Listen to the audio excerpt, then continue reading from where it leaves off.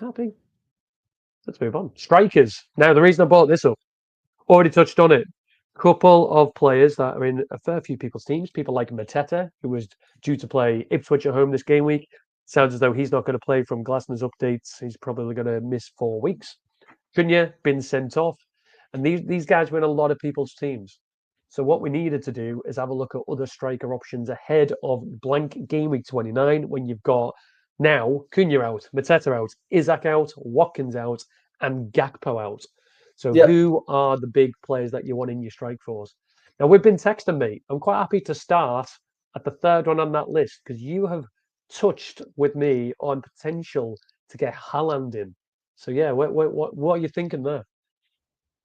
Yeah, that sounded like very judgmental. He's the best striker in the league, no well, question. Haaland's the best option, right? Look, the stats are way better than everyone else. I'm guessing the stats you got there. What's the goal involvement per 90 is after the last? What's that? That's the last 6 game weeks. Yeah, so Haaland's the best by far. I'm surprised by Wood's numbers. Everyone's numbers are actually really good.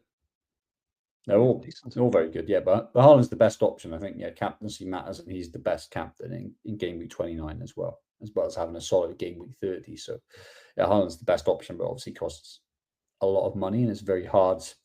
Well, a free hit or a wild card to squeeze him in, plus have Salah or Palmer. So I think people have to free up money through one of those guys. But yeah, Haaland's the best one. Like money, no object. Would you say there's any other strikers to consider? I think I'll answer my own question. I reckon Strand Larsen is worth having a debate there, given he's back in the squad now. He's back fit. He's been getting minutes and will presumably play with Cunha being out.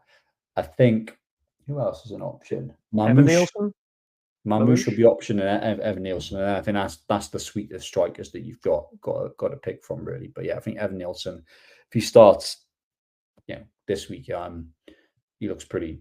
He'll be looking pretty good for the next couple as well. But yeah, mate, you talked me through the logic of before you got on screen. These picks. Absolutely. So I am looking at game week 29, looking at who's got the best fixtures. So the way the fixtures work at the bottom, it's the second fixture in. That is game week 29. So Wood's playing Ipswich.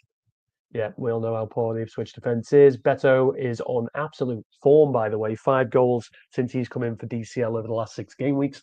Has West Ham at home, Haaland, Brighton at home, and then Wissa, who is on a bit of form as well. Probably underperforming the stats. Should have got 30 points. Should have had just over 3 goals. Has actually only scored twice. So he's underperforming his numbers. But yeah, basically, I looked at game week 29, thought this is where people are going to need a striker. The big players, as I say, Isaac Watkins, Gakpo, Cunha, Mateta are all going to miss it. Mm-hmm. So who has the best fixtures in that game week? And that's who I've thrown up on the screen, taking into account who's showing a bit of form as well. That's why Liam Delap isn't on here, as an example. Mm-hmm. But me, mate, I've then tried to do it as like price structure as well, right? So Beto is your cheap, 5 million. You're not really going to get a cheaper starting striker than that. And the guy's on a bit of form. Couple of midpoints in your Wissa, probably still quite cheap, but Chris Wood's definitely a midpoint. And then Haaland, if you want to go that way. Personally, mate, I don't think I can get there. I'll lose 500,000 value in Isaac, and he'd be the one that I'd have to sell to get to Haaland. And I'd also have to probably sell Salah, and I'll lose a fair chunk of money in him. So on that point, what if you do get Haaland? I appreciate you probably have to sell Salah. You've already sold Isaac, so that doesn't really matter too much to you. But you're bothered about losing that value in players to enable it. No.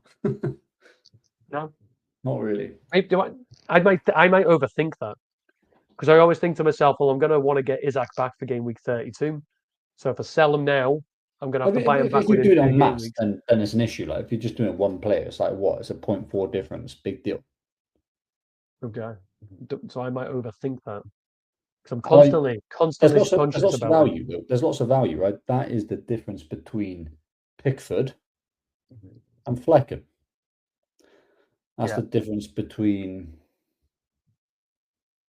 any number of defenders, right? Yeah. That's a non-starting football. That's a Van den Berg when he's back. I know he's injured now. Or Greaves and a fifth 4.5 million defender. Don't matter, does it? It's a bench option, is what you're telling me. Yeah, it's easy to find money in your squad now, especially this year. Unless people are like adamant to have Salah, Palmer, and Haaland for the running, and Trent for the running, then I think it's easy to find money in the squad. So yeah, okay, I'm with you. So are you still thinking of going that way, mate? Getting Haaland? We'll talk about it. We'll talk about it a bit. I've got two routes, Yeah. which probably cover three of these strikers. Yeah, I've got routes that can get me Wood and Beto. I've got a route that can get me Haaland and Semenyo probably. So yeah, both appealing for different reasons. Yeah, I think mid price. I think Wood is the best mid price. Obviously, like ignoring this week alone, Ipswich and United for the 29th, 30 is a lot more appealing than Bournemouth and Newcastle away for Vissa. So yeah, I think Wood is the best mid price. I was aiming for Wood for quite a few weeks. That's why I got Cunha. I was going to have a strike force with Pedro or Beto, Wood and Cunha. But yeah, I can't. Unfortunately, can't get Haaland and Wood into my team without like some major surgery.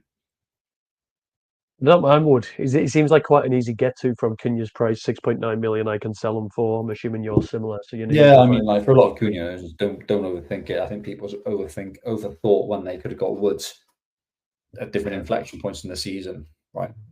We're saying he's lucky. He's definitely the luckiest player this year. I think he's overperformed his stats by 60 points. Is it? Wow. But I'll see. I'll validate Matt. If you chat for a second, mate, I'll put a post I saw. Yeah. Well, I suppose over the last 6 game weeks, you can see he's expected to get 33 points, and he's ended up getting 47. So just over the last 6 game weeks alone, he's 14 points ahead of where he should be.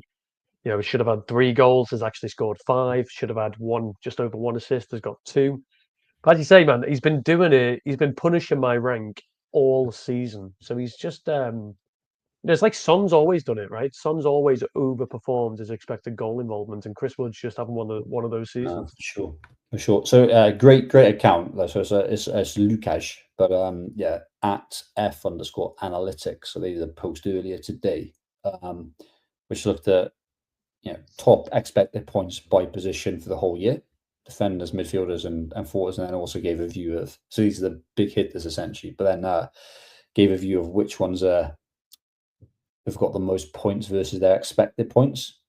Right, so interesting names, yeah. But Wood is by far the biggest overachiever versus his stats. So he's his expected, the difference between his actual points and expected points 52, and that's expected points based on what happens in the match. It's not some kind of random algorithm saying that. So that's kind of like what actually matters, right?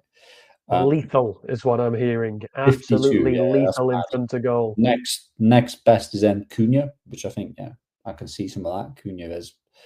I'd say Cunha is more down to skill and ability versus Wood, but who knows? Yeah, Salah, unsurprisingly, given the season that he's had, and Bumo, Cliver. What else we got? Luis Diaz. Yeah, so kind of names you would expect. Guys that are really underperforming. You got Andy Robertson, you've got Anthony Gordon, you've got Haaland. Yeah, so interesting account, really good account. I like the stuff they post. But yeah, Wood is the biggest overachiever by some margin. However, even about the overperformance stuff, he's been doing good, and he's been doing very good recently as well. And those are some nice fixtures, and it's very obvious to pick him. Yeah, I think in your structure, it'd be. I don't know. Yeah, mate. You would not go there. You should have gone. And you've had one or two options when you could have gone him, and he's gone on to do really well. I wouldn't overthink it. He's caught me a lot. So I'll tell you the 2 options on the next screen. The screen after. We're going to touch very quickly on captain choice for 28, but there's really only one choice. But yeah, so, okay.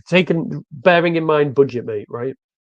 Which I know is very difficult to answer this question when you've got to bear in mind budget, because Haaland's obviously the best of the bunch. But taking into mind budget, rank them 1 to 4. I don't think you can. They're so different. It's tough, isn't it? Yeah. You at the price points, Haaland's is a unique situation if you want to the best captain in 29. 29, yeah. And a good fixture in. There's a knock-on effect, but Leicester at home is a really appealing fixture given his underlying stats. Salah does have Yeah. Everton at home, so if you have to get rid of him, then yeah, that's something you're going to make bet that you're captaining Haaland for game week 20 and 29 and game week 30. Yeah, Beto's the best cheap option. Wood is the best mid-priced option.